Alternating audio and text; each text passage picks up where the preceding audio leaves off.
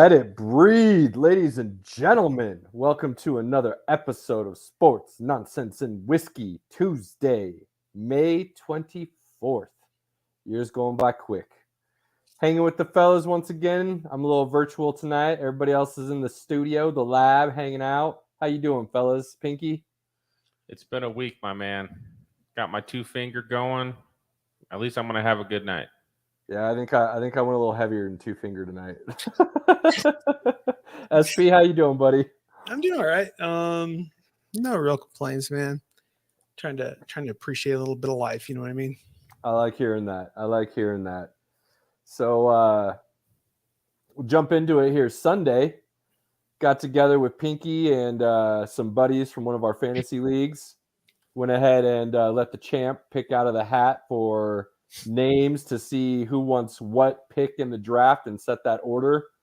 And did not go so hot for me at first. Let's just be honest. We know Nick's not listening, so we can dog him. When it comes to pulling hats out of a name, he's pretty bad at it. I know there's names out of a hat, but either way, I got you. Yeah, he said hats out of a name. That's right. Yeah. We're just going to pretend you're on your first drink. Maybe more than 2 fingers, but it happens, buddy. I'm a big fan of dyslexia speech myself, so don't worry about it. But there were 6 of us there. 1, 2, 3, 4, 5. Yeah. 6 of us. There's a 12-man league. There were 6 of us in person. He picked the first 7 names out of the hat. Only one of the people at the table was pulled. Yeah, just one. I think it was my wife. Yeah. Hannah got that lucky draw. And then from there, I feel like I was the last name out of the hat. And thank God Sam has no idea what he's doing, because I should have had pick 7. And instead Sam threw me a bone and I got number 9. So, silver lining, I guess. I could argue 7's better than 9. I mean, it's just, they're not both not great, but no, I'm just closer to that wrap, so I have a better chance of picking up the second guy I want rather than, letting it fall a little bit more. So I prefer 9, so I was happy with it. I for sure thought I was screwed at 7. What did I get? Was it 3 or 6? Yeah, you're 3. Oh, 3. Okay. Yeah, I'm pretty happy with that. Yeah, that's hard to be angry with. Yeah. I'll take it. There's some pretty high caliber peeps there. So and both of the redraft leagues that I care about, I'm 11. Solid, man. That wrap's always good. I would rather be there than, like that 7-8 spot where you're, you know what I mean? The problem with 11, 12, occasionally you have to reach to get a guy you really like, because he won't be there when it comes back. True. Yeah, but I mean that's like your entire draft if you're like 5, 6, 7, even 8 sometimes. Maybe. You get stuck in that middle zone, man, and it can just be devastating. Yeah, you're almost always stuck, reaching a little bit. So, but I don't know. Yeah, I'm looking forward to it, man. I've been looking forward to it since the season ended. So yeah, I mean, exactly. Exactly. So we've only got, 1, 2, 3 more months before we actually get a draft. I do love that Sleeper added a countdown. So now you can just pull up your league and see exactly how long it is till draft day, which I will say, that's one of the big things that is a difference between Dynasty and redraft. Like the Dynasty draft's 4 rounds, or 5. It's pretty quick, and then it's over. Redraft is long, and you just get to enjoy it a little bit more. Yeah, I agree. Or you get to sit there in your own sorrow and misery. But it's only for a year. Yeah. Well, I just mean like the draft itself. You get like 4 or 5 picks in, and all of a sudden you realize you screwed yourself royally, and there's no turning back. 94 days till draft day. 94 days, huh? I can make it. So to everybody out there playing a little fantasy football, just know we're jonesing. If not as bad as you, even worse. So everyone's welcome. Send us a message on Facebook, Twitter, Instagram. wherever you get on. If you have any fantasy questions or just want a second opinion, not saying you're right, but we will give you an opinion. We'll talk fantasy for days. There's no doubt about that. I actually had a buddy reach out to me the other day. He's a sports fan. He just isn't. He's not the guy that's going to watch it per se, but grew up playing soccer and basketball with him. Never played fantasy football. Reached out to me. Says he got invited to this league with a bunch of people who really wanted him in because they thought he knew what he was doing, and he BS'd his way and said, "Yeah, I got this. No worries. I'll destroy all of you." Reached out to me and told me this and said, "I'm going to need you to go ahead and help me draft my team." So that'll be fun. That'll be fun to see how I do as a ghost owner in some random league. I've done that before. I'd be all about that, dude. I think that'd be fun. Yeah, I'm super excited. I told him I need all the deets. I don't have to pay the buy-in. I just have to draft for you. Yep. Done. Right. Yep. So we'll told him I need the deets so I know league size and platform and all those little logistics. They'd and probably be on Yahoo. That's exactly my thought too, dude. That was exactly my thought too. Dude, oh God! If you make me play on Yahoo, I'm charging you money. I'm not doing you no favors. Like, well, he did say I could keep the winnings if he won. He just wants the glory. So we'll see what happens. But even winning on Yahoo is still losing, man. Like, yeah, I'm not a big fan of Yahoo's fantasy platforms, to say the least.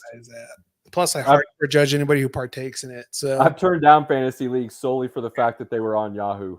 Aaron, what did you put in my bottle of whiskey here? What? There's something in here. Did you put that in, or did I not notice it? I didn't put that in. What the hell is that, dude? I don't know. Did the cork fall off? No, I don't know what it is. Why? I'll have to look that up. It's still tasty, so does it really matter?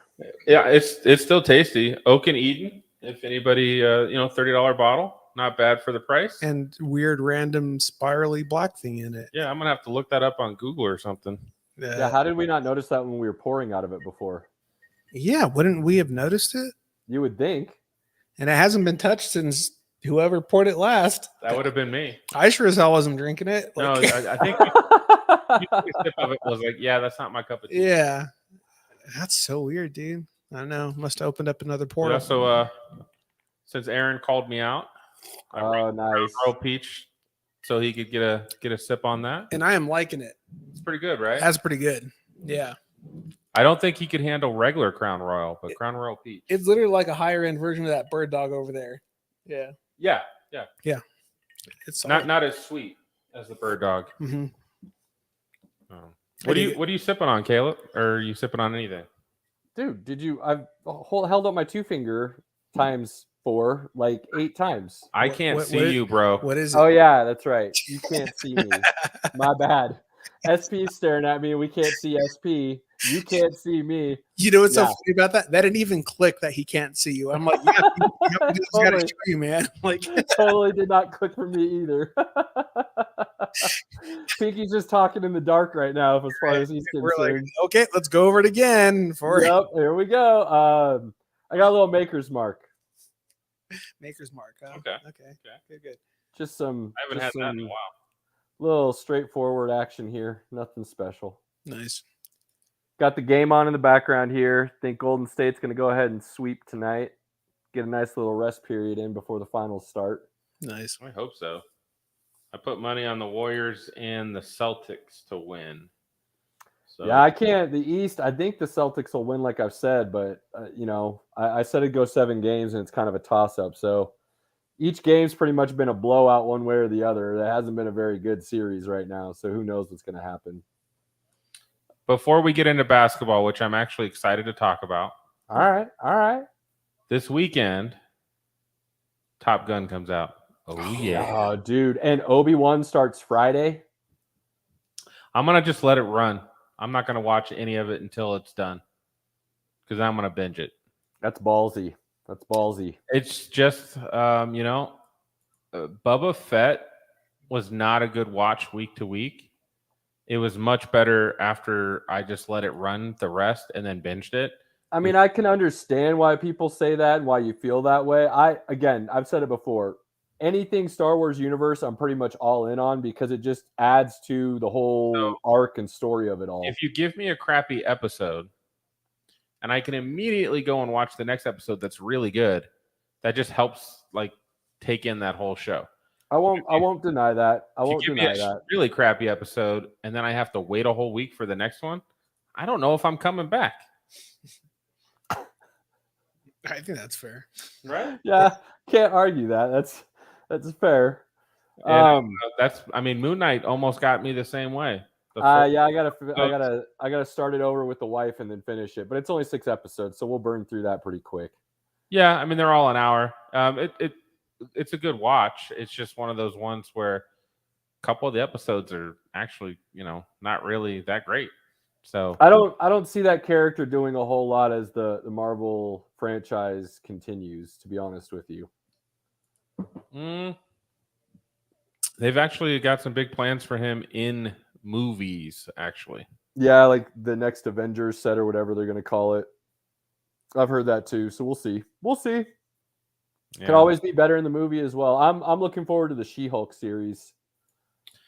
A lot of people are excited. I'm excited for that. I love Hulk. Hulk's my favorite character. Mine too. Cheers, buddy. I know you can't see me, but cheers, sir. To the Hulk. To the Hulk. I love the Hulk. The CGI on She-Hulk is a little strange. We'll see. I mean, it could always get cleaned up and look a little better once it actually airs, So, but yeah, you have Hulk in it. Mark Ruffalo's in it. It's gonna have Abomination in it. There's somebody else that's going to be in it as well. That was just like, that sounds amazing. Miss Marvel, right? She might show up. And then I heard there's a chance the Fantastic Four make their true appearance.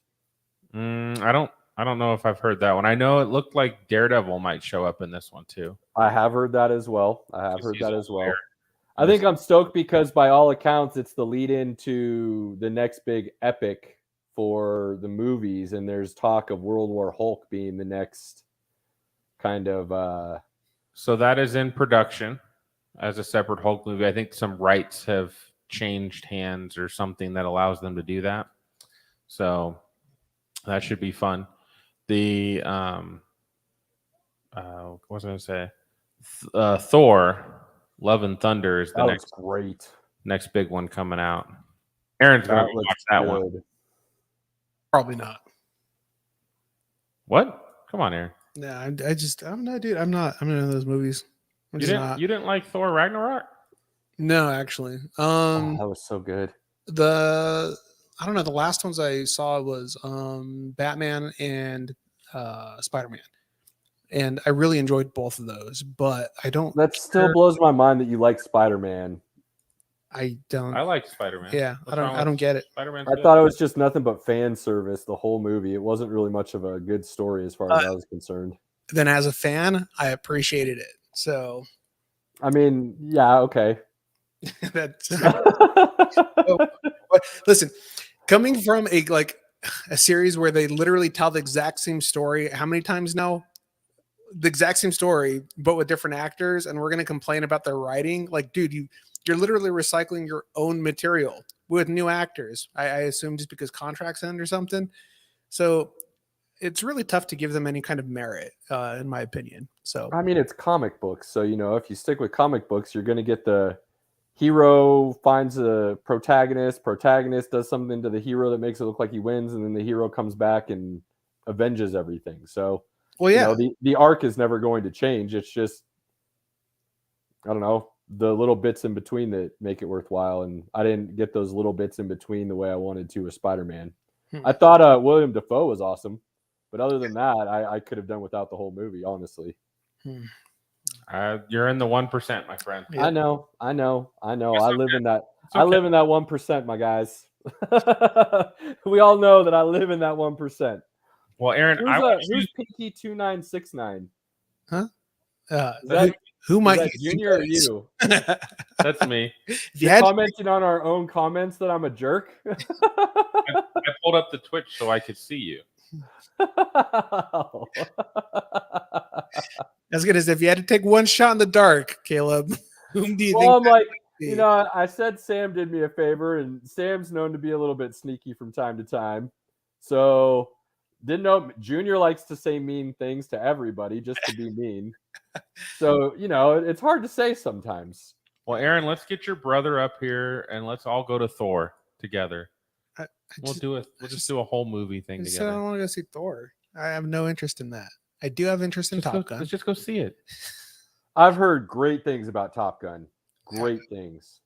Yeah, that and the new Mission Impossible looks pretty dope as well. Yeah, So. that new Mission Impossible trailer. Mission Impossibles may not be the best movies when it comes to that last one was acting good. per se, I guess is the best way to put it. But as far as like entertainment goes, they always hit home. The most recent one was fantastic. Which was the most? I only saw it once and I don't remember it very well. I got to go back and watch that one. That's the one where he's like holding on to the plane on the outside as it takes off, right? No, That wasn't the most recent? no. Yeah, it was. I was pretty sure that was the most recent too. Definitely the most recent. I don't think so. But I can't remember the story at all other than that. And I know once I watch it again, I'll be like, oh yeah. But right now I couldn't tell you what it was about. I'm pretty excited about that. But I think you were going to mention the fact that yes, I have been binging Yellowstone to the point where it infests my dreams. Dude, so good. That show, man, is things always go from 0 to 100 just at the blink of an eye, and you're like, oh yeah, dude. This turned into just a mess. And oh, absolutely, it's wonderful. Like the end Doesn't it make you also want to just move up to Montana and become a rancher? Not really, but dude, I'm totally about that. But I do want to go to Montana and enjoy the scenery because it's absolutely gorgeous. No doubt. And funny enough, I mean, like, I don't know, probably going to get some hate on this, but those definitely look like some better views than anything I've seen in Colorado. So let me ask you this. Have you been down to the southwestern part of Colorado? Yeah. Telluride and Ouray and those areas? Probably no, not that far. Like everything. That's where you need to go to get that. That's where you're going to see it in Colorado because like where you'll see it now, it's all developed now. Like if you go up to Summit, Aspen, Breckenridge, all that stuff, right? The beauty parts have been developed out. So you don't really get that feel that way anymore. You go down to that southwest corner, man, you get down to Durango, Telluride, Ouray, all those places. Yeah. Dude, guarantee you will come back going, oh, yeah, Colorado does have that still. Yeah, the furthest I think I've gone is like Alamosa. Like sounds like that's not a view. No, that's not. Yeah, that's definitely not a view. No, Alamosa is surrounded by where the view is. There's just no view in Alamosa. Yeah, Alamosa is what you put on a poster if you don't want people to move here. Absolutely. Don't even let them know the sand dunes are only 20 minutes away. Otherwise, it'll confuse them. Just tell them it's just that. That's it. Yeah. True, but no, I've been loving that show, man. And Kevin Costner is great. He's just. Where are you at? I am on the 4th season. So I learned season 5 is in production. It is not out yet. So it ends at season 4. Yeah.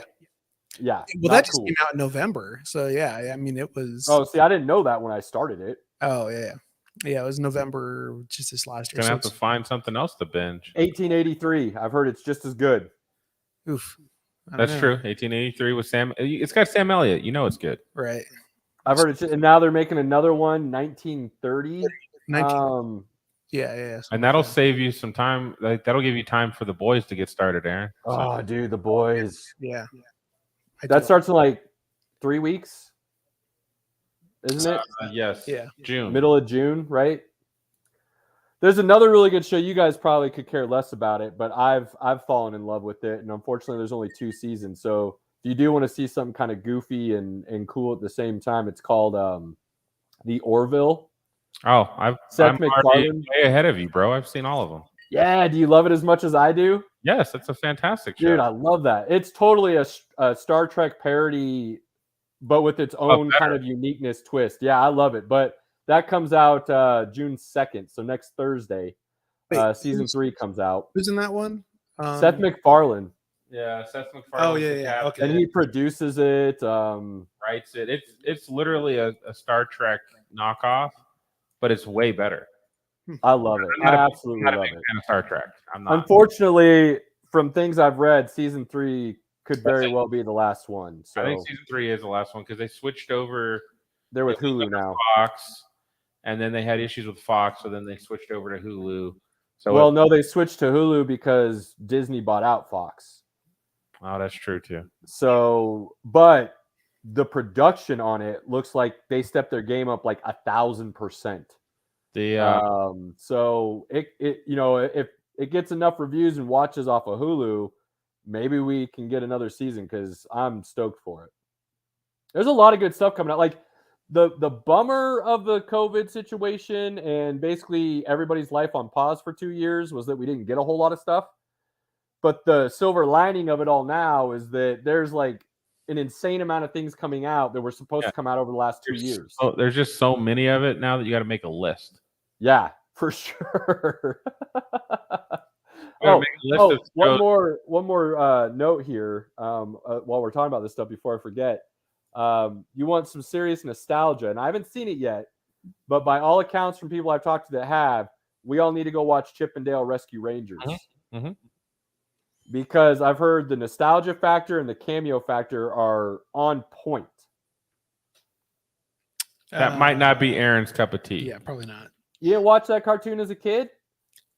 I remember it's like in passing, you know. Chip and Dale Rescue Rangers. Animaniacs? Yeah. Okay. Yeah. All right. That was my favorite. I would say Animaniacs and Darkwing Duck. There was maybe like 2 or 3 shows that I actually really went out of my way to watch. One of them was Ghostbusters. Okay. The other one was Batman. Which one? What was the animated one? You gotta be talking about the original, like mid 90s, I'm guessing. Early 90s, somewhere in there. The one like had Clayface on it, remember that episode of Clayface? Yeah. Love that. Love Ghostbusters. And then the other one that I'm trying to think that I watched was probably like Ren and Stimpy. Which explains a lot now. Sure. Ren and Stimpy, Beavis and Butthead. Yeah. You do Thundercats, G.I. Joes, He-Man, any of those? Too young for that. No, I've seen them, but that wasn't really my jam. It wasn't the stuff I found too interesting. Like too young. He's 37, right? Yeah.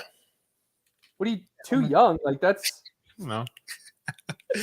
Dude, there's like a line there. I watched weird TV when I was a kid. My 2 favorite shows when I was young was Quantum Leap and MacGyver. I mean, dude, MacGyver, I am on top of that with you. Yeah. Those were my 2 favorite Sam shows. Bakula? Come on. Scott Bakula. Or Scott Bakula. Yeah. And then did you watch the new one that was out here recently? Of MacGyver? Yeah. No. I'm like, man, this isn't going to be the same. Like, it wasn't bad, actually. It definitely gave you the nostalgia of MacGyver. Obviously, their own little twist, but it definitely had the feel. I enjoyed it. Yeah, I don't know. I like the idea of it not being like in a technological setting, you know what I mean, where you had to be industrious and kind of inherently know things. Now it's like, dude, if you're trapped in a room with a smartphone, you can probably get out of anything. You know what I mean? It's like, I mean, I see what you're saying, but that was the beauty of the way they did it. Was MacGyver was still MacGyver. He was a super smart dude. He had like the PhD in physics and all of that stuff. He was and I can't remember if this is original MacGyver, so you'll have to let me know because I don't remember. And I never went back and rewatched it, so I couldn't tell you. But in the new one, he was a bomb tech in the Army for the Rangers. So he's got that engineering technical aspect kind of background as well. I do not remember if that was his origin. I'm pretty sure he was military though. So that might add up. I know he was military. I just couldn't remember if like the bomb tech thing was true to the story or if they kind of, did their own twist on his origins, if you will.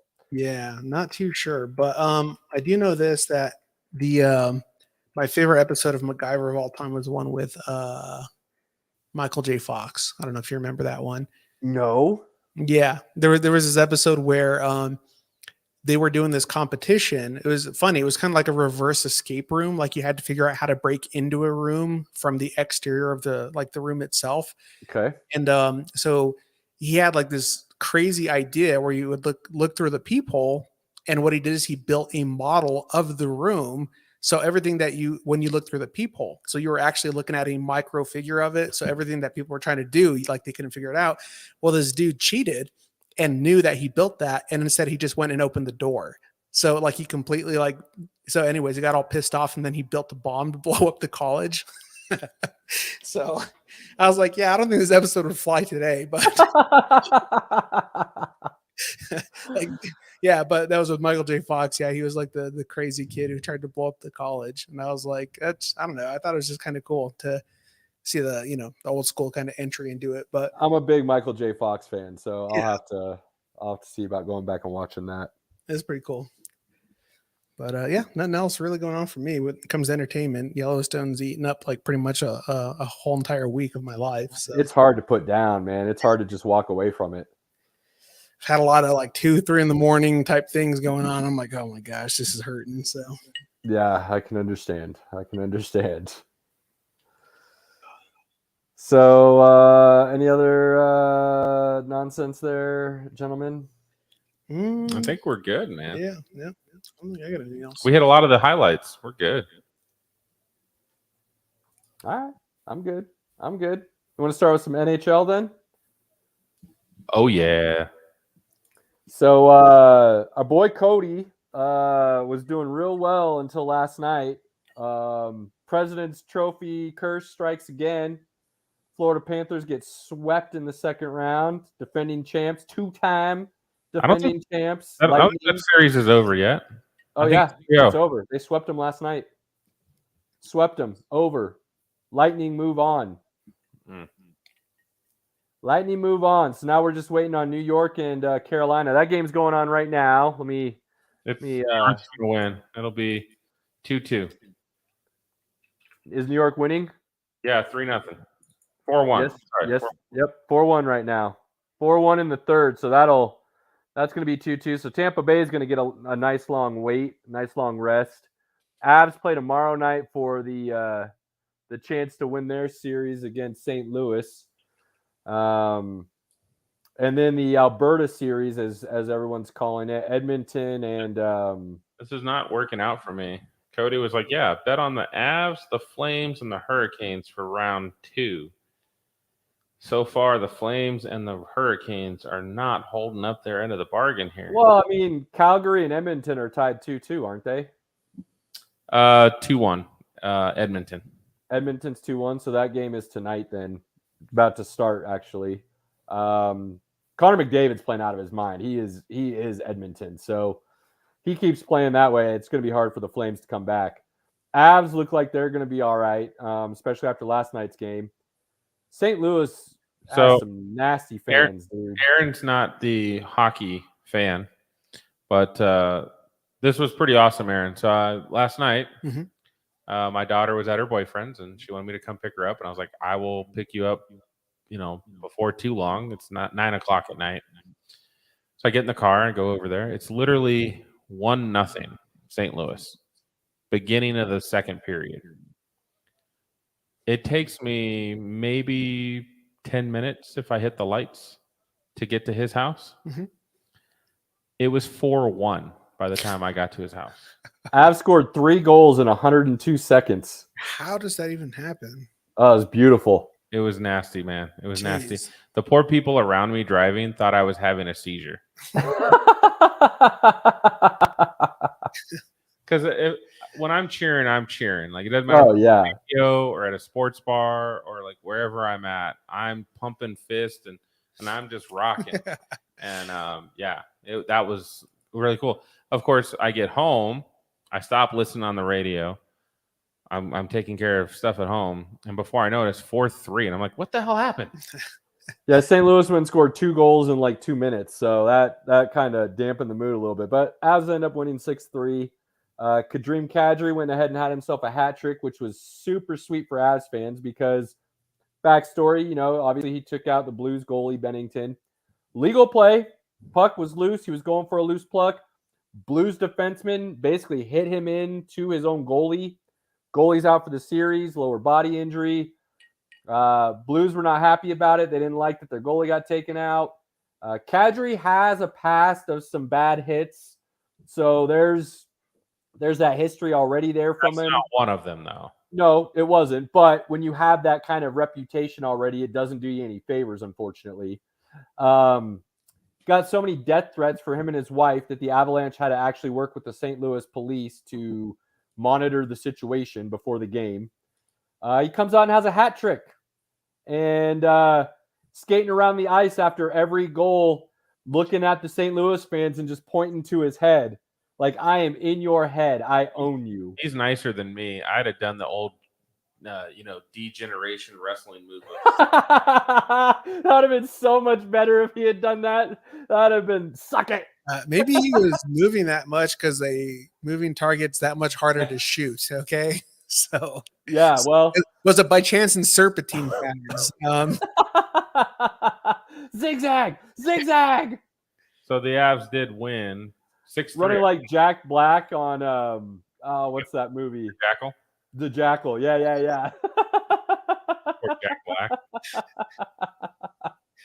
Was his arm off? You're right. It was off. That's a reference for you, boys. Yeah, that was a good one. I would not have thought that. As soon as you said Jack Black, I'm like, I have no idea where you're going with this. But... Oh God, I love that. That scene is one of my favorite scenes in the movie. Yeah, it's a pretty good movie, man.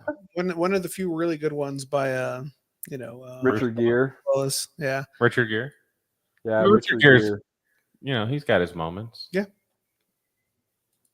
Distinguished Good stuff. So yeah, Avs are looking like they'll advance now. Obviously, they still got to win another game, but they're back at home tomorrow night. I'm a little worried about this next game. Not that they'll lose, just that the Blues are gonna just like do what they can to try to injure someone. I mean, they probably will, but the way they I was talking with Cody and I told him like one of the reasons I haven't been worried about the Avs from the beginning of the playoffs this year is because one, they just have so many weapons this season, just so many weapons. Their ability to score exactly punches is just crazy, and they skate fast all the time. Like that's just part of their DNA now. Just continuously fast, quick movement, and McKinnon leads that. So when you put that much pressure on the other team, not just by shots on goal, but just the amount of movement that you do, it's no different than the Golden State Warriors in basketball. If you want to, cross-sport reference there, when that ball is always moving and the players are always moving and nobody's standing still, it just makes it a lot harder for you to game plan and try and stop the opposing team. I was still shocked that the Blues were able to steal a game. I wasn't, only because St. Louis isn't bad and they have the best defenseman in the NHL by all accounts with Riley. So they've got some pieces. Tarasenko's really good. You mean Riley's really good. Say what? Cale Makar is the best defenseman in the league. Well, he's not there yet, but I'm trying to be a little bit objective here. He's on his way. He's on his way. He's winning. I can't remember the name of the trophy. He's going to win that trophy for best defenseman. He's definitely in the conversation. If he doesn't win it, it'll be a bit of a surprise, I think we could say. But Avs are looking really good, so it'll be interesting to see who they match up with in the conference finals. But I've heard a lot of people already talk how it's going to be Lightning Avs in the Stanley Cup finals. So, there's still a whole nother round to go. A lot of things can happen, but it's looking good for us. And like I said, from the beginning, if I got a choice, I wanted Lightning and Avs in the finals anyways. So, hopefully I'll get my wish and the Avs can win. Is that the hockey we have? I think that's about hockey. It wasn't bad. I think that's about hockey right there. We ran it down pretty. I will say, last point I will say, if the Rangers can win and they go against the Lightning, by all accounts, from everything I've heard here recently, that's the two best goalies in the NHL going at each other. So that series could be real interesting to watch because those goalies don't really give anything up. So that could be a very intense series. So that could be fun to watch as well. Be a good time. Carolina wins, I got nothing. So Cody, throw something out. Yeah, we'll have to try to get Cody back out and hype up that Stanley Cup Finals. Yeah, I think we can definitely do that. That shouldn't be a problem. We'll keep him on a clock next time. Love you, buddy. Love you. I was gonna do this, but I don't think he'd understand what that means. Right. Like, he'd be like, I don't know anything about the rodeo. But anyways, what I was saying about hockey, All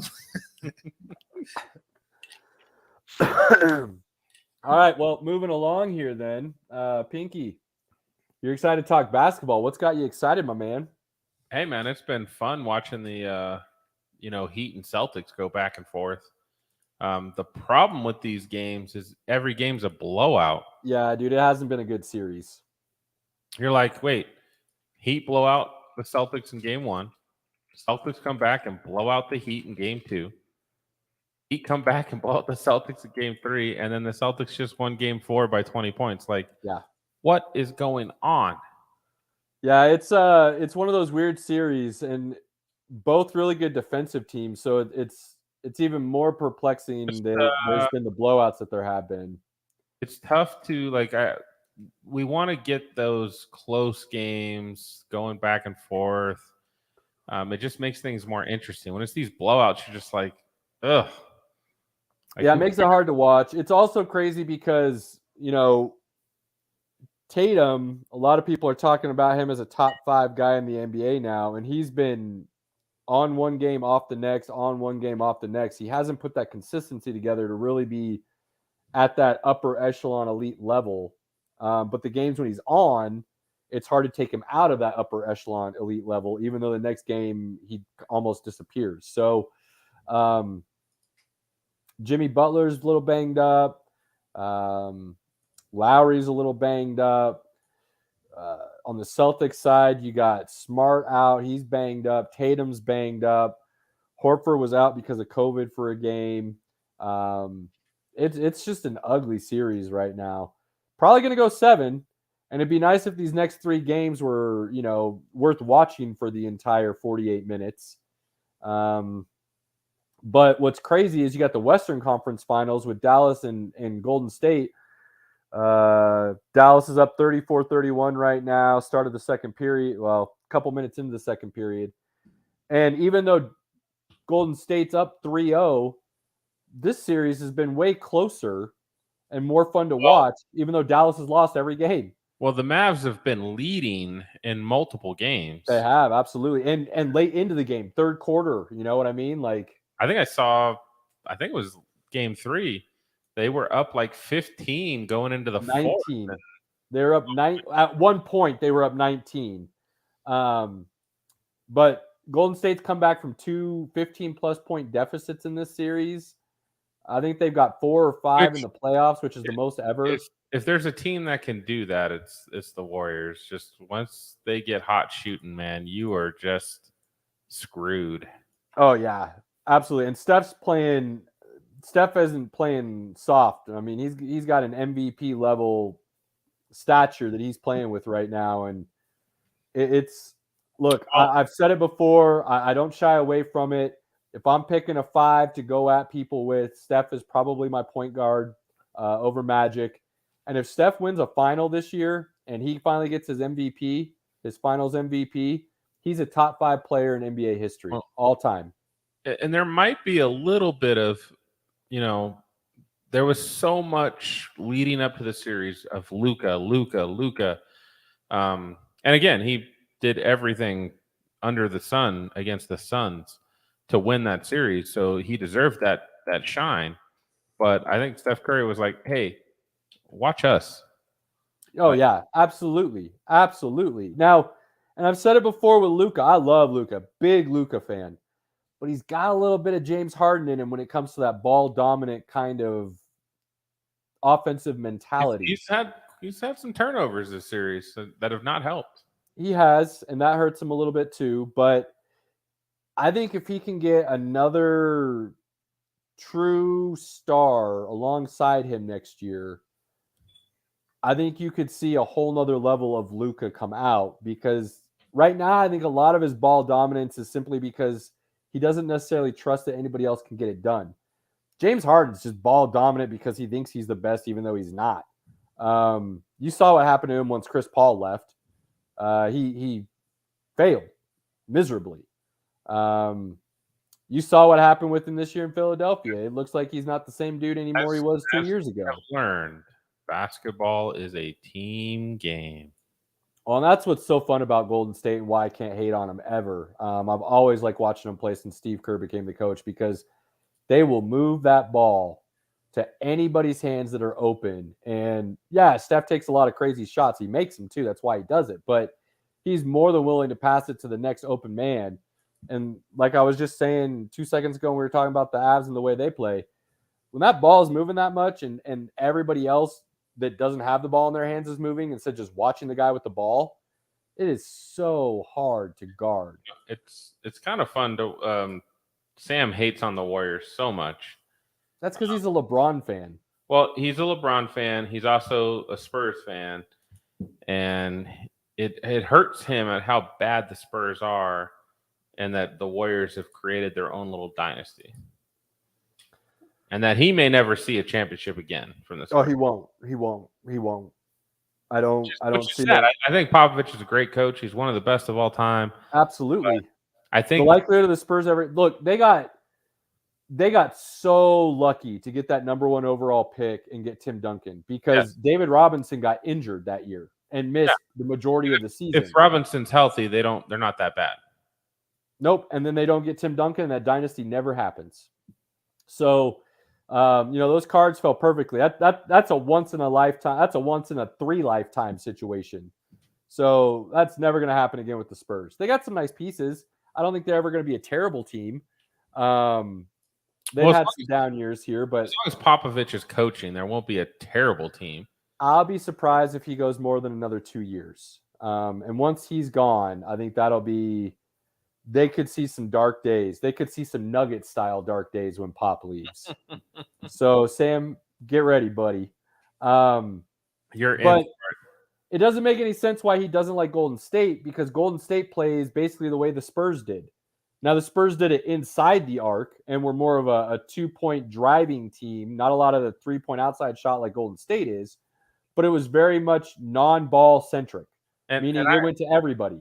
I give him a lot of crap because Tim Duncan is absolutely one of the best players of all time. Absolutely. Top 10. He was boring. He's a boring player. Doesn't mean he wasn't great. He was boring to watch. I mean, I disagree with you when it comes to boring to watch. If you want to say his personality was boring and he's a boring everything superstar. About that guy as a player was boring. He just was a superstar and he was I loved his game. Big fundamental. I give him credit. Played the ball right way. I loved it. So I won't say Aaron, anything you know like who Tim Duncan is? Yeah. Oh, damn. I was hoping to prove a point. Yeah. No, but I knew exactly where you're going though, because he's like those UFC dudes who win by ground game. Yeah, I'll give you that. That's a great analogy, SP. Great. Nobody's going to stand up excited about any of it, but they're like, he's probably going to win though. You know what I mean? Yeah. Yeah, that's a good analogy. He did have Hall of Famers with him. He had Ginobili and Parker sprinkled in. He played with 3 Hall of Famers during the course of his career with Robinson and then Ginobili and Parker. He was never without at least 2 other superstars. He only got Robinson for just a small little amount, but during the first 4 years of his career, 4 years of his career, he was with Robinson. He only got 1 championship with Robinson though. He did. Out of 5. And it was the shortened strike season that they won it, which is crazy that they only got 1. But that was also the same time frame as Kobe and Shaq with the Lakers. So, you look back on history, the fact that they got 1 is pretty amazing. So, on a basketball note, before we move to football, the Nuggets allowed their GM to leave. Now, he was offered about the same amount of money, except Minnesota Timberwolves gave this guy ownership equity. Ooh, interesting. Long-term value. Now, who's the ownership group with the Timberwolves? Alex Rodriguez. He's part of that. Yeah. They're doing things differently than the majority of other teams as well. So, there's some of that in there as well. Timberwolves made this guy an offer. Nuggets came back and kind of matched like the overall money, but they were not giving him an owner. Kroenke's not giving him an ownership stake in the team. They were still short on the money too, by all accounts, from what I've read. It wasn't the same deal. That and also, what's the value of franchise like per comparison? You know, Timberwolves, if I had to guess, I'd estimate them at 2 billion, 3 I billion. don't know if the Timberwolves will ever be like Denver's a growing market, growing team. Like I don't know. Yeah, If, Minnesota's not on that level, but they've got some crazy good young pieces. Which if he makes got them, some equity in the Nuggets, I'm sure he would have stayed. interesting. Yeah, that's just not how that's not how Kroenke does business. I mean, he let Masai Ujiri walk, who, by all accounts, might have been the best GM front office guy in the league at the time. Got Toronto Raptors NBA championship. Tim Conley is one of the top 5 or 6 probably young GMs in the league right now, younger GMs in the league. I think they've kind of got this feeling that they can always next man up it in that position because they've done it. So silver lining, good, bad, if you will. Bad is you let another really great asset for the franchise walk. You just don't do that if you want to be a winning perennial contender. You just don't do it. Good teams don't do that. Silver lining, good side though, glass half full, if you will. Nuggets have proven in the past that they've got really good in-house talent and they can promote within, and those next guys up can do the job just as well and continue building the team. So I'm torn on the Nuggets allowing Tim Conley to walk because of those two sides of the aisle, if you will. I mean, let's be honest. I don't mind if you let him walk, as long as you get it to where I can watch Nuggets on TV again. Okay. Don't foresee that happening next year either, Pinky. Based on everything I'm reading. Yeah, I'm not thinking I'll ever get to see that again. Avs and Nuggets will not be on TV again next year in local markets. I'm pretty sure I'm going to have to actually just continue going to games. And after the freaking, I went to that Boston Celtics game on my son's birthday. And of course, Joker has an off night and nobody else around Joker did anything. And then the Celtics couldn't miss. Yeah, but again, that was Celtics were the hottest team in the NBA since January 1st. You're talking about a Nuggets team without 2 of their top 3 guys. Oh, I mean, it was just a situation where the Celtics were literally so hot. They're like backup white dude went 5 from 5 from 3-point land. Like it was just disgusting. Pritchard. Yeah, Pritchard. Yeah. It was nasty, bro. My son and I'm just sitting there having a good time. I haven't been to a Nuggets game since the first year LeBron left Cleveland. That was the last Nuggets game I went to. He is over here and he is a wreck. He was sitting next to my wife and he was just in all his emotions. And I'm just sitting here going like, "Oh, Joker's off." Like Joker still scored like 27 points, but like he had multiple points that the ball just didn't go in. And nobody else helped out, and the Celtics were hot. And I was just like, "Hey, man, sometimes those games happen that way." But he was not having it. He was not happy the whole drive home. It was crazy. Man, Mavs up 15 right now. They were on a 14-2 run in the last 3 minutes. Yeah, we'll see what that is. The second half is going to be interesting, that's for sure. Yeah, I've learned my lesson. Don't worry about it until the second half. Yeah, I told you that. The NBA is a game of runs. I'm learning. I'm a slow learner, Caleb, but I am learning. That's all right. As long as you're learning, that's all that matters, buddy. That's all that matters. 19-4 run, last 5 minutes, the Mavericks. All right.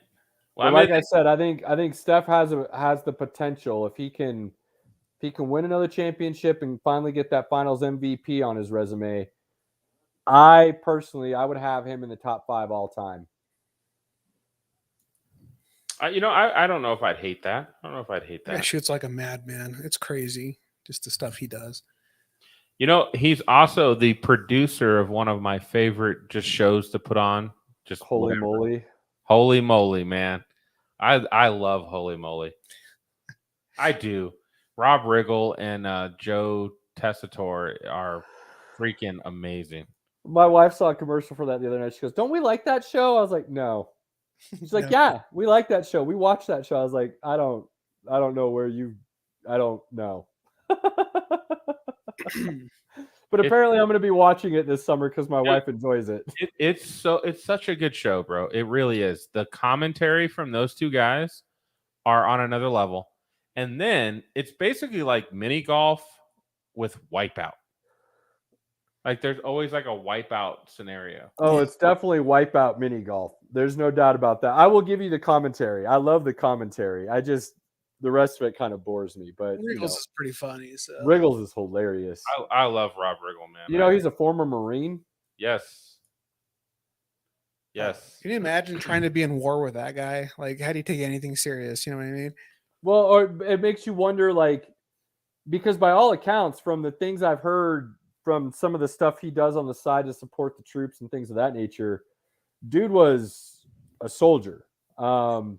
So it makes you wonder, like, how he's able to turn that switch where you're on your mission for the day and you're serious, lockdown, supremely focused, and you get back to the barracks and you're throwing stand up for your bunkmates. You know what I mean? Like, that dichotomy is crazy. Well, you know what's interesting about that, though? That actually just shows true leadership, right? For you to kind of remove your emotion and Oh, absolutely. try to be somebody more like rapport and to help out your team in that sense. So, but yeah, no, that's pretty cool. I didn't know that about him.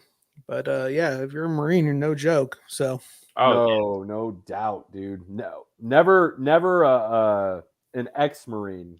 Well, At best, you're a former Marine, and that can put people in the wrong light. I can't remember the name of the movie. He did a movie about Iraq. He played his actual commanding officer in the movie. Really? Yeah. Huh? I can't remember the name of the movie, but he played his actual commanding officer in the movie. Well, we know it's not in the Army now. No.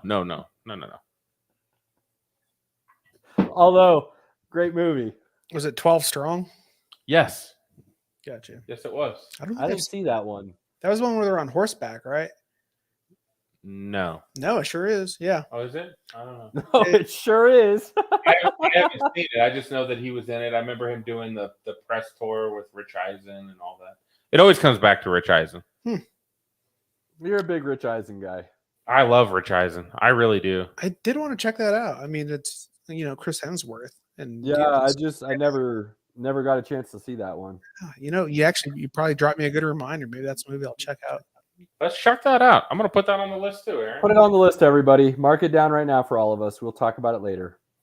Yeah, sure enough. Rob Riggle, Lieutenant Colonel Bowers. All right. It's amazing. You didn't think you were going to learn about that today, but you learned about Rob Riggle Right. today. Yeah. And yeah, definitely was not on my list. You're correct. Think about that dude in what's the Channing Tatum and 21 Jump Street. 21 Jump Street. Think about him in 21 Jump Street, and then think about him as a Marine. Like, talk about a dichotomy. He's pretty bad in 22 Jump Street, but when they're in prison, Oh yeah, he's hilarious in both of them. he's like, "Come on, Eric, I'm your bitch." You shot my dick off. You guys still keeping up with the Amber Heard trial? Johnny Depp Amber No, Heard? tell me. Everything I see on TikTok is just absolutely ridiculous as far as Amber Heard and her whole team. It is something else, man. Just watching that, I don't even. Life really is stranger than fiction. How do you think we get, like, people don't just have that kind of imagination? They got to get it from somewhere. Dude? Crazy. Life imitates art for Crazy. sure. It's crazy. It's even worse. Yeah, it's nuts. I don't know if you've seen this yet. Let's see. I wonder if I could put this up. I don't know if she was saying it in a good way or a bad way, but one of the ESPN UFC analysts is a woman, and she was sparring with a dude that literally beat the shit out of her, gave her 2 black eyes before she had to go on camera. The makeup artist did such a great job. You can't tell that she got the crap beat out of her. And then somehow she made this big post about the before and after, and then tagged Amber Heard in it. And I was just like, I don't know what you're trying to say here.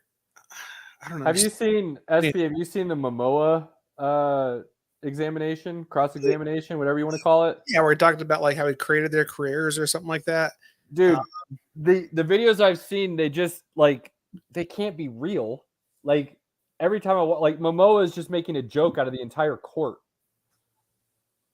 It's pretty. Like he's not taking anything serious. Like am I really here or am I? Oh, dude, it's insane. Watch. I'll show you this real quick. I wonder if this will get us kicked off. But anyways, let's see. Yeah. Watch. Dude, this is hilarious. Screen. Here we go. All right. Again, this is an actual trial. Okay. Yeah, Keep real that trial, people. Yeah. Watch it. Look over here, Beaky, so you can see the video. You see him in that movie, Charlie and Chocolate Factory? You're comparing his processing speed. He's looking at the judge. He's like, save me. But I'm actually going to have to answer it. Do I have to answer that question, Your Honor? Yeah. You have to answer questions. Yes, sir. No, you'll be happy to know I didn't see Willy Wonka. Take a look at this.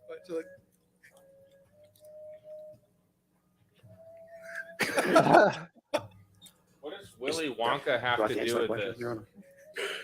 You have to answer questions. Yes, sir. Yeah, that's the expert right there. You see him in that movie, Charlie and Chocolate Factory? You kind of have to hear it in full context, but like, Dude, Amber Heard's like entire team is just like she's paying for this. Like, where did she decide to go with this? it's Willy Wonka was way before he met her, from if I remember right. yeah, but what? Okay, so there were like some other things, like for example, that same idiot witness that they just had up there. They Isn't he a doctor? I don't know what he is. I'm pretty sure that guy was a doctor of some kind. They were talking about like how Johnny Depp, like when he would film, he would have earpieces in, and he was saying, oh, it's because they were feeding him his lines. And Johnny Depp apparently had testified earlier saying he's like, no, it's like it's just between takes and stuff. I would listen to music that would kind of help me get into character and all this other stuff, whatever. And anyways, so one of the attorneys said, well, what would you say if like in the past you had heard that Marlon Brando was using a headset? What would your opinion be? And the guy literally responded, isn't Marlon Brando dead? And he's like, I didn't say right now. I said in the past. And he's like, oh. And it's like, this guy's a moron, like an absolute moron. And he's their witness. You know what I mean? Like that just kind of showcases their defense. The way he's like smacking his lips and stuff, Twitter was having a field day with it, saying dude. the dude just did a bunch of smack before he came into the trial. Like, It was so bad. oh man, it's so bad, so bad. And then there was this one part where the Amber's attorney gets up there, she starts questioning, and literally in the middle, she's like, I'm doing my best. It's literally like she vocalized like how absurd this is that she even has to be there. And Well, that was because Johnny Depp's attorney, Camila Vasquez or whatever her name is, she's brutal. Yeah. she kept objecting to everything this lady was trying to say, and she was objecting so much, she was getting frustrated that she had to object just to get the court to not allow this stupid ass lady to continue to ask questions that are not able to be asked. Like it's so absurd, man. Yeah. There's going to be a movie about this for sure. It's not going to be a nonfiction, but there's going to be a movie about this for sure. Yeah, or at least a Hulu series, something like that. But Oh yeah, dude. anyways, I find it absolutely hilarious. And Amber Heard is legit has issues. Oh, dude. She's not coming out looking good from anything I've seen so far. Yeah, not at all. So Now, without hearing much of the trial, without knowing these people personally, can I believe that Johnny Depp maybe is a dick? Nope. Not by the way this trial's going. Maybe he is. I just from everything I've seen, it's more of a woman that went crazy and wanted to take him down as far as she could take him because she was hurt. Yeah, I mean that pretty much sums up. And here's the problem: is though, like, okay, get anybody's life and put every bad thing they've ever done under a microscope, right? You're going to look like a piece of garbage as well. And then that's pretty much Absolutely. what they've done is highlight every single bad thing that's happened to him, right? When he was in his drunken binges, or when he was like high, and when he was going through all these depressive states. And instead of her being there for him, she recorded it to use it as evidence down the road. And that signifies what kind of person she is when she's like, hey, look, he's at rock bottom. I should record this just in case. You know what I mean? Because it was obviously never about her being concerned for her life. Because, like, a part of the testimony was like, okay, so you're saying that he beat you and that you were terrified of him. And the following day, you proceeded to give him a huge knife as a Oh yeah, I just saw that today. and she's like, well, yeah. And I'm like, wait, so this person you're terrified of that you think is like, oh, he's going to kill me. Hey, here's a big knife to do it with. That would really solidify the way things look. Right. And it's really just stupid things like that. Well, and on the knife she had inscribed in Spanish, "Till death." Right. Hasta la vida, or whatever it is. Yeah. Hasta muerte. Yeah. Till death. She had it inscribed on the knife and gave it to him for his birthday. Right. Like, She is nuts. ugh. Or with the other weird thing about it is like every time they ask her questions, she turns and looks at the jury and then nods. And it's like she's trying to just convince them. She has absolutely complete disregard for everybody else in the courtroom. She'll just like turn, look at the jury, and then like nod her head and smile and do all this. I'm like, you realize there's other people in the room, right? Like, I keep waiting for weird. the audience to get held in contempt for like a standing ovation for Oh, something Johnny Depp's side does. it has been close. Like, people have busted up laughing in the courtroom. The attorneys have started laughing. Witnesses have like been cracking jokes. They're like, this is just absolutely absurd. So, Johnny also found his new boo in his attorney in Camila Vasquez. It sure looks like. oh yeah. That's been Good for him. She's a winner. right. Well, you better know not to mess that one up because Mhm. he knows how to ruin your life. So, Oh goodness. We gotta- Well, got any- segue that into the NFL, Pinky. Yeah. Aaron just took us way sidetracked. He was like, "Look, guys, I was not done talking nonsense. I don't know why you guys talk hockey and basketball, right. but the Amber Look, trial is more important." if you listen to this episode and that threw you off and you didn't appreciate that, then we're not for you. Because Don't that's worry. what we do. I don't think we're That's gonna what we be do, canceled, people. man. Cheers. Cheers to life.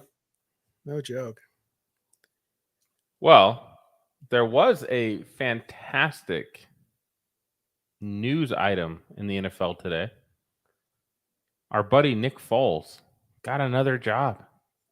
Where'd he go now? That's a fantastic news item. Well, I just think that the That's- guy is pretty terrible, and I don't know how he keeps getting jobs. mean, I think terrible is a bit of an exaggeration. I think he's a top 3 backup. top 3 backup. Ooh, Gosh. I don't even know about that. Yeah. I don't Dude know. I won don't, a Super Bowl, like yeah. as a backup. Like I think that's fair to save to him. You I can't judge him when he went to the Bears. yeah. Everybody's a dumpster We've already fire when they we've play already Chicago. discussed that. Yeah, that's where your career goes to die. So to even have a career leaving that team, that's winning. You know what I mean? Absolutely, Yeah. absolutely. So Now, where'd he go? Where do you think he went? Oh, I don't know. Who, man. who do yeah, that's a loaded question because when you said it, Pinky, I went and looked it up and it surprised me. who did he win that Super Bowl with? Oh, he went back to the Eagles? He went to the Colts. Oh. The But coach that he all- won the Super Bowl with. Oh. That coach was his offensive coordinator. Interesting. So So it makes sense, all things considered, that that's where he ended up. But to me, if I'm the Colts, that's not who I would assign to be the backup. I mean, maybe they think if Matt Ryan goes down, he's helpful in some way. I don't know. I mean, if I'm the Colts and I'm the owner and the GM, and Mark Wright comes to me and says he's got another quarterback he wants, I'm telling him to kick rocks and get out of my office. Well, Yeah. that depends. What did it cost him to get Foles? He probably made $5 million or more. Bet max for a QB backup. 5 to 8 is kind of the range. Well, you don't get a lot of QB backups with the Super Bowl win, though. So That's true. That's true.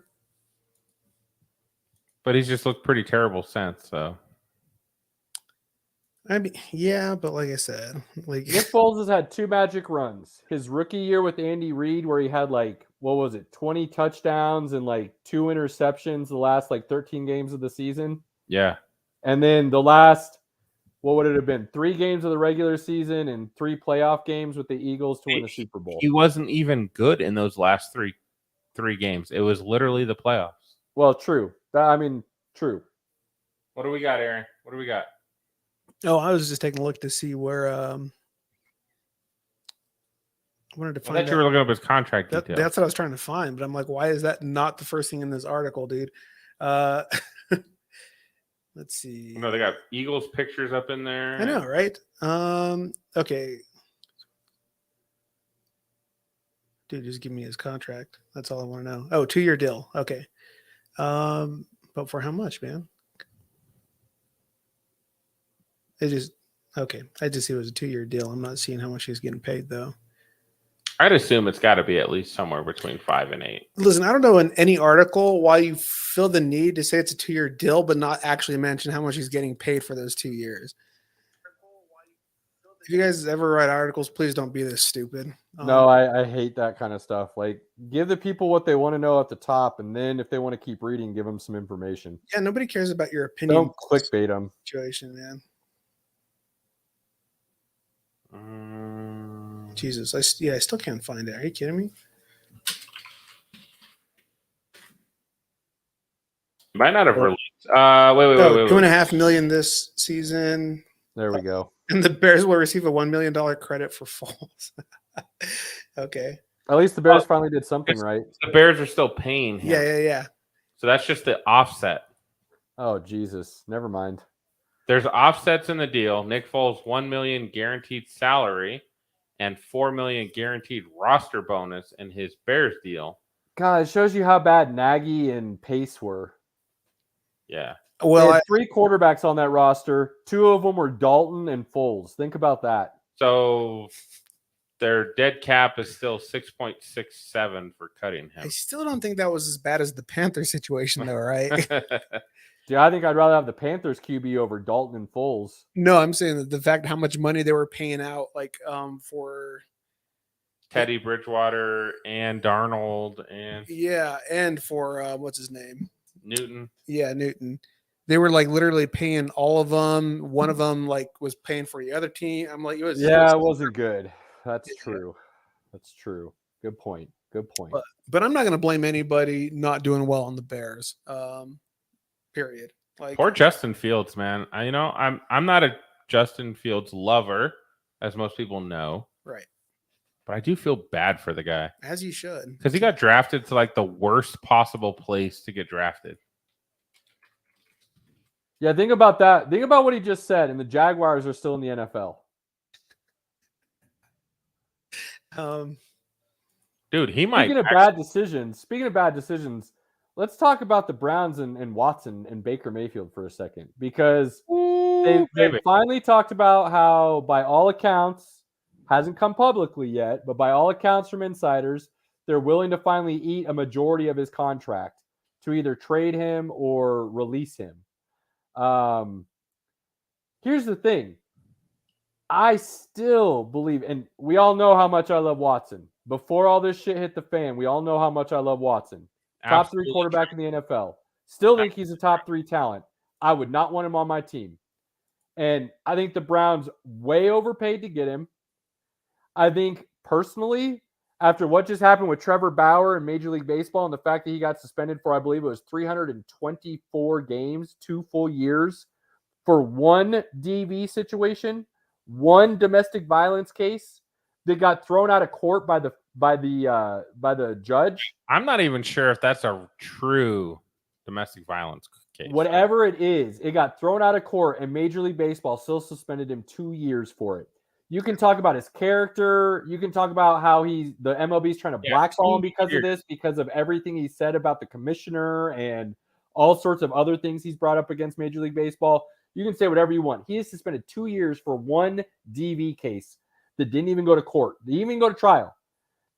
And people are talking like Deshaun Watson's only gets suspended 6 games now. This is an evolving situation. Look at I Ray thought Rice comes out right now. He's not suspended for a couple games. He is banned from NFL for life.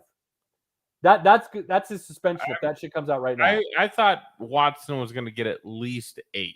8 was what I thought too. Now I think He's he's getting a year minimum. I I think mean- Deshaun Watson is going to get a year minimum. He got 6, and he didn't even have civil or criminal charges against him. Right? His stuff was just hearsay. Deshaun Watson, I do believe at this point is going to get a year. Which, again, the Browns built in to his contract. Right. This year, he's only making $1 million. They did Right, that. but Pinky, that doesn't do the Browns any good. There's still 250 guaranteed that they're paying him. No, it does him good. Right, so he gets the bonus, not When the he gets Browns. sus- The when he Browns gets suspended failed for the year, miserably. he loses $1 million instead of 229. So they're not going to have him for at least a year, in my opinion, minimum. That's what I feel now. He's gone for this year. Baker's not going to play for him again. Not going to happen. I bet he sits before he plays because they're still going to have to pay him. That means they're rolling with Jacoby Brissett this year. That's what the Browns are doing.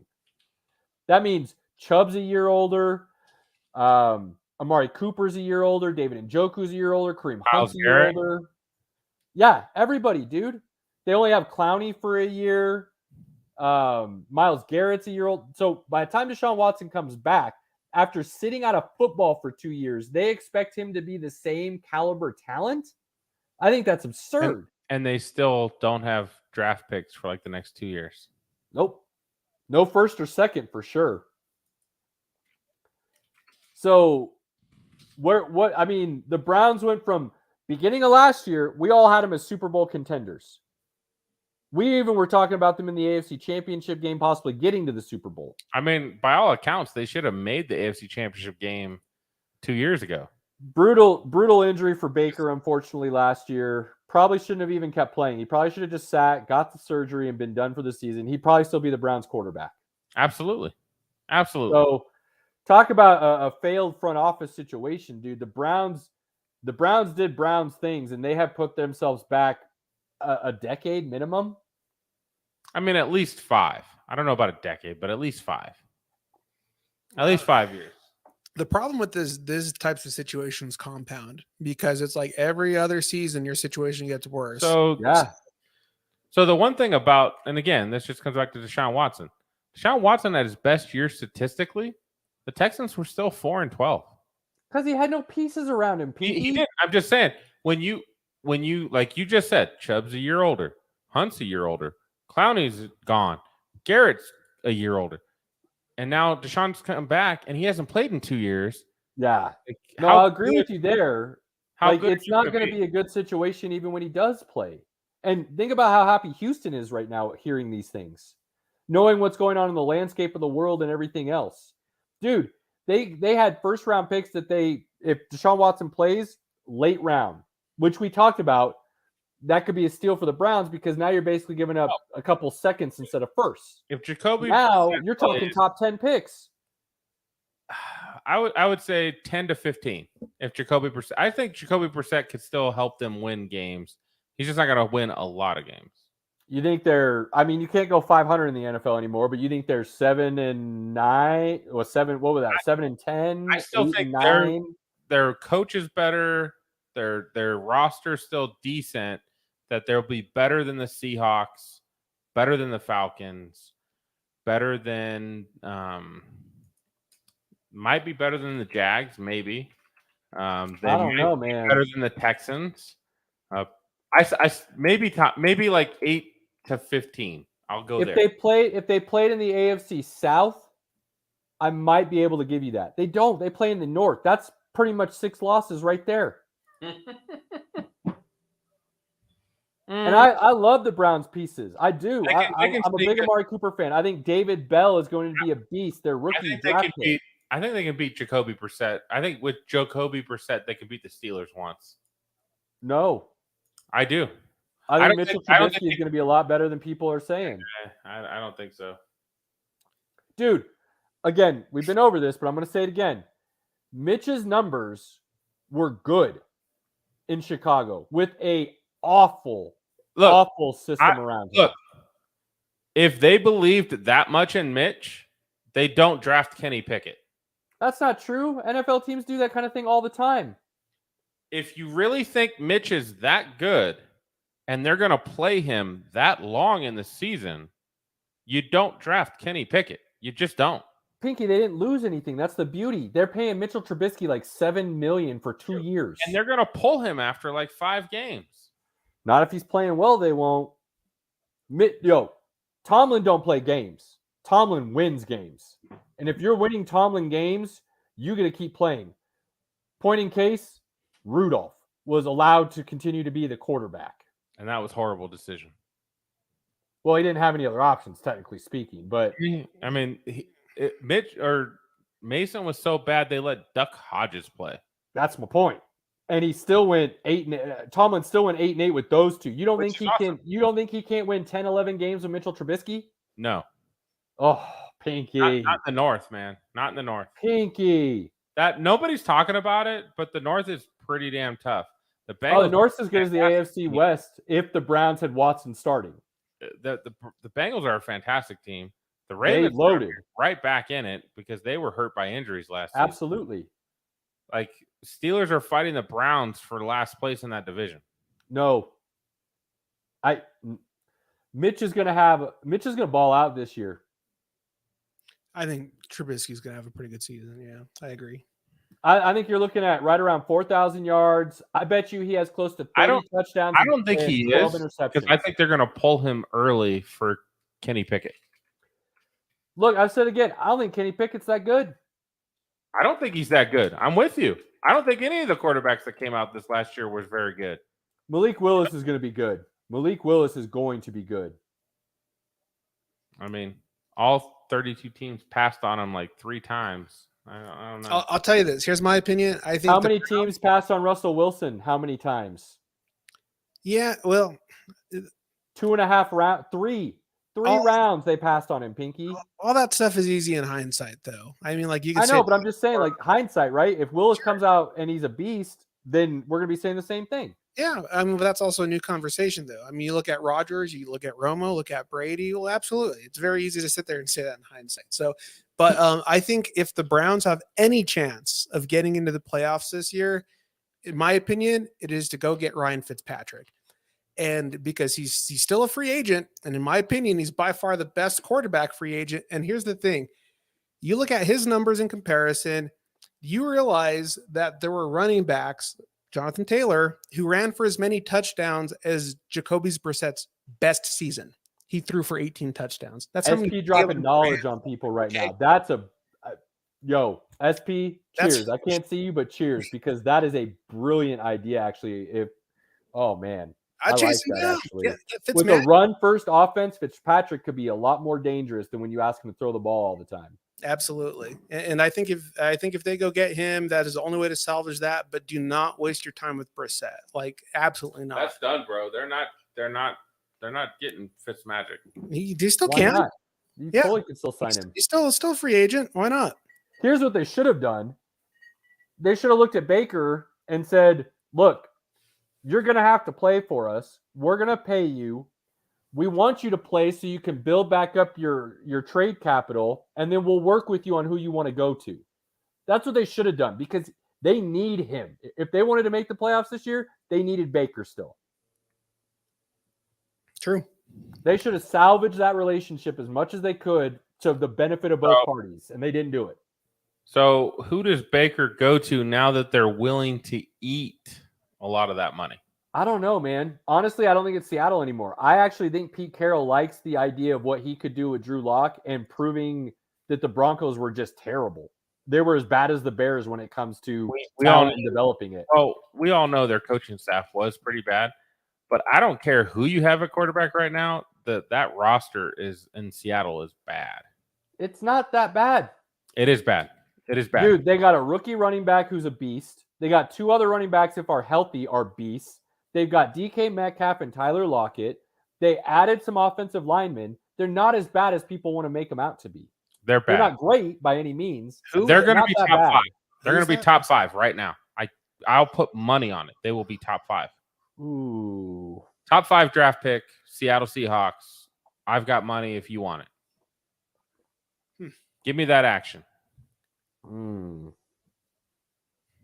I could see it going that way. I just don't know if I It is absolutely going to go that way. They do not have Russell Wilson running for, again, they've drafted 2 tackles. No problem. For the long term, probably going to be pretty good. Out of the gate, with quarterbacks right now who are not great at accuracy, I'm not going to put my money on that. And the defense is still not good either. So, again, that team is not very good. Here's what I think about next year's top 5. I think 4 of the 5 teams are gonna be surprising. Just kind of like I told you, the NFL draft was going to be moves nonstop, action, action, action. I think next year's top 5 is going to surprise people, whether it's through injury or just utter failure. I don't think so. It's going to be Seattle, Atlanta, Houston, Detroit, and who? Actually, I don't put Detroit in the top 5 next year. I don't. Who you put worse than them? Because Detroit was competitive in almost all their games. That's true. They really do Jacksonville. You're gonna do the Jets. You're gonna do the Giants. Giants. Yep, I'll put Giants in there.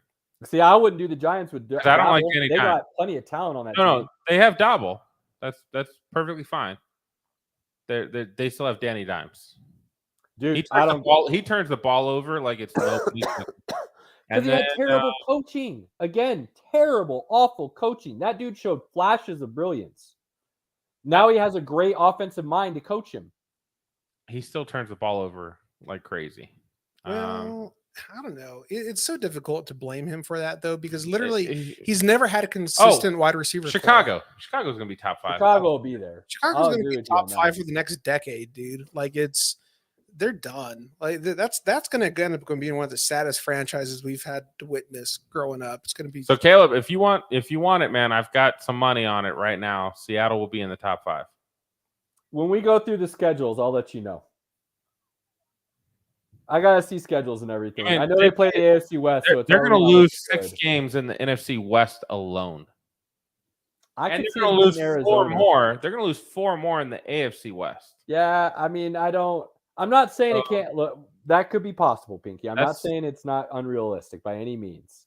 I think there's going to be a surprise where you see like and I know this is going to sound absurd, and I'm not saying it's going to be this team by any means. I'm just, as an example, using them as a team that would surprise a lot of people that they're in the top 5. I truly believe there's going to be a team like KC that just has a fluke, crazy, nasty year and ends up down there, and then they bounce back immediately next year, whether it's through injury or if Aaron something else Rodgers happens. hurt, the Green Bay Packers are probably top 5, without a doubt, because they don't have any answer behind Aaron Rodgers that could move the offense enough. Their defense is still good, but their offense. They got a devastating enough run game that they could win a couple games still, and their defense is really good. A couple games by like 3. Like that's it. Like without Aaron Rodgers, that team is garbage. So I'm just saying, there's going to. I truly believe there's going to be a team that drops down. But Seattle is in that top 5, without a doubt. I'm not saying that's unrealistic by any means. I'll have to look at the schedule and we'll see. So, but I know we don't want to go too long. I did want to talk about schedule release came out, which is one of our favorite times of year. The NFL knows how to make this a event, right? They do. On the calendar, right? The biggest what up, Pedro from Brazil? Holla, boy. One thing I really hate, Pedro, what's up? I hate seeing like when they start releasing like the leaks that come out. I really don't like that. Dude, I hate it. They were doing it like a month before the schedule was released. I don't want any of that. I just want the whole thing all at once.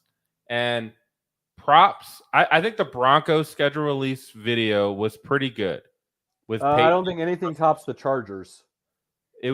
I'm getting there. Okay, my bad. It was pretty funny. Russell Wilson was being goofy as hell. It had Peyton in it. It had Adam Schefter in it. I loved it.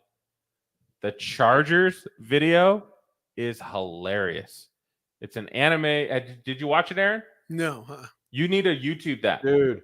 It If it was, sorry to interrupt, Pinky. If it was if we're picking who's the winner of the season based on the schedule release videos the teams released, the Chargers are looking like the Home run. Dude, they're looking like the dynasty NFL for the next 10 years. Like, I hated the Chargers a lot during the Phillip Rivers years when it just didn't matter and they always stomped the Broncos. Like, it didn't matter. but let's be honest, when you can trash talk that good without cussing, you got to get some points, man. I mean, he gets some points. But over the last couple of years, even with Justin Herbert, the Broncos still steal a game from the Chargers. Like, so I don't really have that hate. Their schedule release video is so good. And I would recommend watching the Pat McAfee, also one of my favorite shows to watch. Love Pat.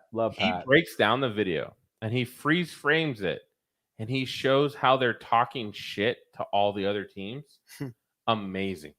Like at one point, I don't remember what anime it is, but it's got gravestones and it's talking about like all these different things that are just messed up. At one point, the Raiders are like a little like pirate ship in a bottle in a trash dumpster. Like there's certain like they don't make like it's funny like Russell Wilson, they have him tie like a band around his head like he's gonna go into battle. Like he's cool, but they mess with a lot of teams on there. It is so fun to watch, and it's anime, so the graphics are amazing. Yeah, like whoever they got running their media department, mad skills. Everybody knows I follow a girl with no face on Twitter. If you're not following her, you should be. Pinky's a big fan. She put something out on it. I was like, that is absolutely, I don't even like the Chargers. That is absolutely the best schedule release video you could ever do. And she liked it. I was like, yes. Can I drop an interesting fact here that I was looking at? So from 2019 to 2022, only 10 teams have the same quarterback. Isn't that weird? That's very weird. Wait. Yeah, from 2019 to this season, only 10 teams have the same quarterback from 2019. 10 out of 32. That's wild. That's amazing. That's all right. That's right. Wild. I put a list together here, guys. Okay. Of some games from the release show that I'm pretty excited about. All right. Week 1. Opening it up. Guess who? Bills versus Rams. Oof. That's again while I'm wearing Aaron Donald's jersey, the champs, right? NFL does really good about starting on fire. I don't even like. I don't think I would bet this game at all. That's gonna be a rough one because I have no idea what's going to happen. The Bills are awesome. They had a great offseason. The Rams are the champs. Stafford is great, and now they have Allen Robinson, which is underrated, I think, and moves very underrated. Akers got healthier. Healthier. Chance to rebuild that Achilles a little bit more. All right. Week 1.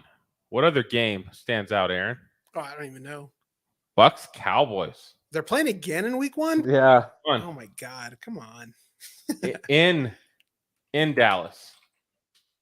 Oh, well, that's even worse. I can't pick them this year like I did last year, unfortunately. I think the Bucks will take that one in Dallas. You know, I think so too. So third game, and Seahawks fans will hate this, but Broncos, Seahawks, Monday Night Football. Yeah, they like to stir up the drama, huh? First game, yeah, dude, with Troy and Buck doing Monday Night Football. Right, pretty cool. Why is this game in week 1? Why did they not push it out a little bit? Because they need to do it now and not later when the Seahawks are like 2-14. Exactly. Aaron knows. Aaron knows the Seahawks are going to suck. Yeah. So there's no drama later in the season. Absolutely. Yep. All right. I love this one. Week 4. Chiefs at Bucks. Oof. That's just be awesome. Yeah. That's awesome. Well, I skipped over. Week 2, Thursday Night Football on Prime. Hope you got Prime. Chargers, Chiefs. That's going to be good. Week 2. Yeah. You want to know top 5 quarterbacks by all accounts. Right out the gate, man. Another game that's going to be pretty dope. Actually, dude, they got some really good games that week. See, I say Bengals and Cowboys, and then the Bills and the Titans. Yeah, those are great games. Dude, yeah, that That's the Bills Titans is Monday Night Football. dude, that's gonna be sweet. That's a doubleheader that week. That is gonna be sweet. Let's see what else we got. We got Packers Bucks week 3. No, nobody. Oh, I'm loving it. Okay. Aaron got quiet. He hates the Bucks. Oh, I was looking Packers. at. I was He looking hates at Packers. Yeah, he's not a Packers fan. Yeah, I hate the Packers. Like, I don't gotta say anything other than I hope they lose. But I was looking at the Chiefs Colts game, and I have a feeling that one's gonna be pretty interesting. Oh, that's as a good well. game. Yeah, That's a good game. What week is that? that's also week 3. Week 3. Yeah. Nice. Let's not go through all of them. Let's hit a couple more, Pinky, because you and I are going to do a scheduled show. So Yeah, Oh, we're gonna do nice. schedule. I got the game of the entire season is week 6. Anybody got an idea? Bills, Chiefs. Bills. No, I can't. Yeah. Bills Chiefs week 6. Oh man. How I don't think that's cool it's is not gonna be that? as good as it was last year. I don't Well, think the Chiefs are as I good. mean, can anything be as good as it was last year, No, man? That Bills Chiefs game. That was You know, the Chiefs Patriots played 2 years in a row and they had 2 killer games. I dislike the Chiefs for the most part. I do. It's fun. They're fun to watch. They really are. And if you're in fantasy football, you probably have Chiefs on your fantasy roster. Ronald Jones, baby. To Get 'em watch while you that, can. yes, Ronald Jones undervalued. Grab him. absolutely. Yeah. To watch that game unfold where the Bills are looking to go to the AFC Championship game, which I think they beat the Bengals. Agreed. To I think they see smoked them the Bengals. 13 seconds and you let the Chiefs get like 40, 50 yards to kick a field goal. It's crazy. Are you kidding me? Yeah. You're gonna see this year is gonna say a lot about Buffalo's head coach and what kind of coach he truly is. Does he truly eat it, learn from his mistakes, grow with the team and become better just like he hopes everybody of his players do? Or does he do the same old shit and fall on his face? Here's a really good one. Week 8. Baltimore versus the Bucks. Oh, that could be a pretty good one. Yeah. I like that a lot. You know what's crazy about all these games he's talking about so far? Not one has been a divisional game. And some of these, like we just said, AFC North, AFC West, NFC, there's a couple, NFC West. I mean, there's going to be some nasty divisional games too. Those are easy. Those are easy. NFC Those are always East. good games. NFC East is going to be good this year. Week 10. You know what happens week 10, Aaron? Is that the Packer Cowboy game? Yeah, buddy. In Green Bay. Oh my God, yeah. yeah. In Green Bay. Let's see what they don't call a catch this year, huh? Can't wait. Let's Don't see. worry, nobody's catching the ball for the Packers. Cowboys that week. Aaron Rodgers is about to own another franchise. Ooh. Shut your mouth. Ooh. That's scary. That's scary. Let's see, week 14. Oh, week 14. You didn't mention. Here's a week 13. division game. That's crazy. Here's a division game. The streak will end right here. Chiefs versus Broncos on Sunday Night Football. I Is believe. that the first time they play? That is the first time they play. So they play week 15 and then what, 17? Work week 14 and like 17, yeah. That's crazy. Oh, that's crazy. The Yeah. streak will end. They Is obviously- that 14. is that they at home obviously then? did that because it's going to be Do you know probably. what, do you know what the that's streak is, division Aaron? winner. No, I have no clue. The Chiefs have beat the Broncos 13 straight times. Oh wow. I thought it was at 9. It's at 13. 13. Ugh. Oh, and you failed to mention the week before this, we're getting a rematch, Chiefs and Bengals. Oh, yeah, that was not on the list of the top 10 games. yeah, that's crazy. All right. I like Chiefs that a and lot. Where is it Bengals, at? Week 13, man. SP Easy. Like I said, you're gonna be a part of it too because you love football. So you'll talk. Yeah, We're gonna get together. We're gonna go through Pinky and I already discussed this. We're gonna go through every team schedule, and we're gonna do it so that we make sure when we say somebody's a loss and somebody's a win, it goes to both teams. Yeah. And we're gonna run through everybody's schedule. We're gonna give those records, and we're gonna have a show where we just straight do nothing but break down NFL teams for an hour and a half. Week Okay. 16. Really, really great game. And I'm glad that we're a part of it. Christmas, Broncos versus Rams. That'll be interesting Damn. because of the Russell Wilson too. You know what I mean? I am so glad Christmas is at my house this year, so I can tell everybody to F off and I get to watch games. Wait, who's coming to Christmas this year? It's the in-laws. Oh, you're done. Yeah, you're done. Oh, no. I'm there. That TV will be on, and I will tell people to leave me the hell alone because it's basketball's on that day too. I'm in heaven. Yeah, there's nothing on but football that day. There's 3 football games that day. It's gonna be a There's 4 good, basketball games. All right. good season. Week 17, 2 games that really stood out. Buffalo versus Cincinnati. I really like that. Okay. That'll be good. That game. Yep. That was exactly what I was looking And at. then too. this one, I love it because it's 2 good teams, and both teams are playing at home. Rams and Chargers. Rams and Chargers. Yep. That's interesting. Like, how can you not get up for that? right. Like, that is, and by all accounts, I think the Chargers will be pretty good. I really do. I'm just not crowning them Super Bowl champs like some people are, Nah. because the last 2 years they're supposed to have been pretty darn good, Well, and they didn't make the playoffs. Once they so. can figure out what a defense is, then I'll start getting on that hype train. And Dude, injuries and age played a lot to do with where the Chargers were at. I literally told a Chargers fan, "Hey, bro, your team should be pretty good. You might want to check on your strength and conditioning coaching staff." Medical staff. They suck. Medical staff's the issue. for sure. When you're throwing needles into people's lungs, dude, and you can't get your team healthy, that's medical staff. Told you, Deflategate 2.0. No doubt. No doubt. Poor Tyrod Taylor. Right. Poor guy. Yeah. And I was going to say this earlier, and then I'm done talking. But I was going to say, if Baker Mayfield is not on the Seahawks or the Panthers, I think those 2 teams are just lost causes. I mean, I don't know who the only other team that I like for Baker would be the Bucks. Dude, Baker on the Panthers puts them in contention. I truly believe, and look, I've said this for a while. This is his make it or break it year. There were a lot of injuries for the Panthers last year. If they can stay healthy, Darnold looks good this year. I got one last thing I need to talk about before we leave. I know we're close. Nick Saban. No, save that for next week. I was going to wait till next week. Wait till next Save week. it for oh, you're not here next week. I am gone Tuesday, guys. Say your piece. Say your piece. Look, I don't know why Saban's being a whiny bitch. Okay. Like, He ain't That's- lying. That's literally the quote I would use. Pinky, I don't know why Saban's being a whiny bitch. That's it. End quote. and again, if you want to talk shit about Jimbo Fisher, I'm fine with that. They're in the SEC, Texas A&M.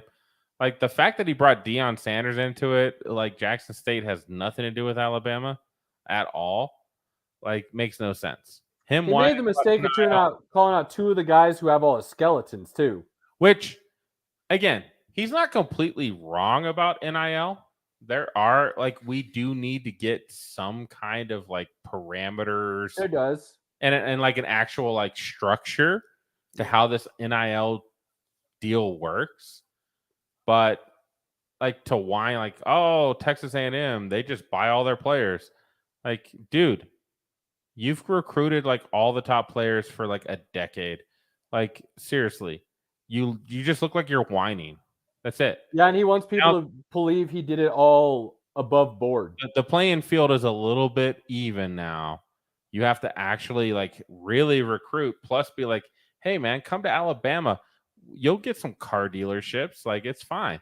Like, he has to actually do a little bit extra. That's what it tells me. And he's scared of it. He knows Texas and Texas A&M and Ohio State and other schools have a lot more money to throw at these players than he does. Dude, there's a lot of schools who have as much or more. Nebraska's got as much money to throw at NIL deals as Alabama. USC, Nebraska. There's a bunch of them that have quite a bit of money that they can throw at these kids. And if a couple like Nebraska's a good example. We know how I feel about it. I'm trying to be objective. If they could put together a winning season or two, then that NIL deal becomes real because look, kids aren't going to want to go to a losing program just to make some money when they can go to a winning program and make money. But if your program starts winning and you can get even better recruits coming in, you've got just as much money to throw around as all these other schools. That's what Saban's pissed about, is he doesn't like the fact that people can do what he's doing legally that he's been doing illegally for years. Right. Truth. Well, Cheers, my whiskey's done. Well,